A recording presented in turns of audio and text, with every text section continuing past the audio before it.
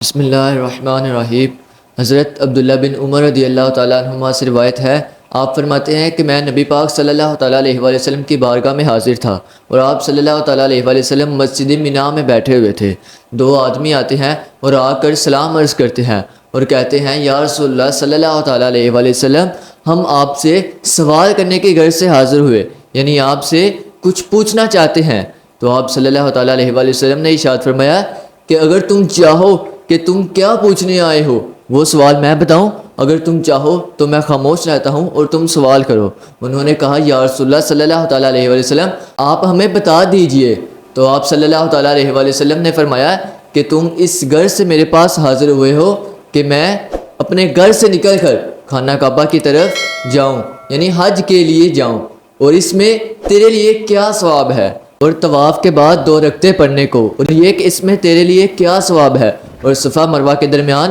سعی کرنے کو، اور یہ کہ اس میں تیرے لیے کیا ثواب ہے، اور عرفہ کی شام کے وقوف کو، اور یہ کہ اس میں تیرے لیے کیا ثواب ہے، اور جمار کی رمی کو، اور یہ کہ اس میں تیرے لیے کیا ثواب ہے، اور قربانی کرنے کو، اور یہ کہ اس میں تیرے لیے کیا ثواب ہے۔ تو انہوں نے عرض کی، یا رسول اللہ صلی اللہ تعالیٰ علیہ وآلہ وسلم، قسم باخدا جس نے آپ کو حق بنا کر بھیجا، آپ کو حق کی تصدیق کرنے کے لیے بھیجا، ہمارا یہی سوال تھا۔ ہم اسی لیے حاضر ہوئے کہ ان باتوں کو آپ سے پوچھا جائے، آپ سے دریافت کیا جائے۔ تو آپ صلی اللہ تعالیٰ علیہ وآلہ وسلم نے ارشاد فرمایا، جب تم گھر سے بیت الحرام کے قصد نکلتے ہو تو اونٹ کے قدم رکھنے اور ہر قدم کے اٹھانے پر تمہیں ایک نیکی ملتی ہے اور تمہاری خطا مٹا دی جاتی ہے، اور طواف کے بعد 2 رکعتیں پڑھنے کا یہ ثواب ہے کہ یہ ایسے ہے جیسے اولاد اسماعیل میں ایک غلام آزاد کروا دیا جائے، اور صفا مروہ کے درمیان سعی کرنے آپ نے فرمایا کہ یہ ایسے ہے جیسے تم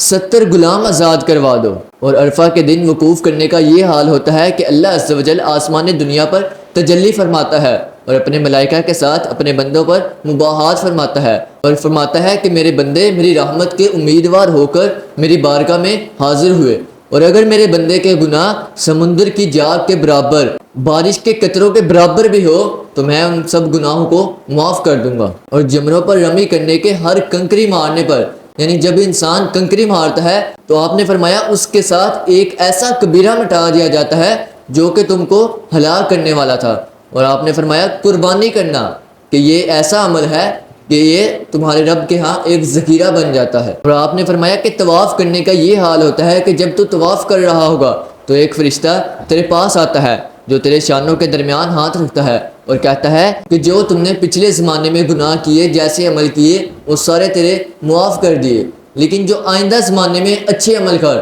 وہ تیرے لیے نیکیاں لکھی جائیں گی۔ یعنی یہ بشارت دینے کے لیے آتا ہے کہ جو تمہارے سابقہ گناہ تھے وہ سب کے سب گناہ اس حج کرنے کی وجہ سے، اس قربانی کرنے کی وجہ سے، وہ سارے کے سارے گناہ معاف ہو گئے۔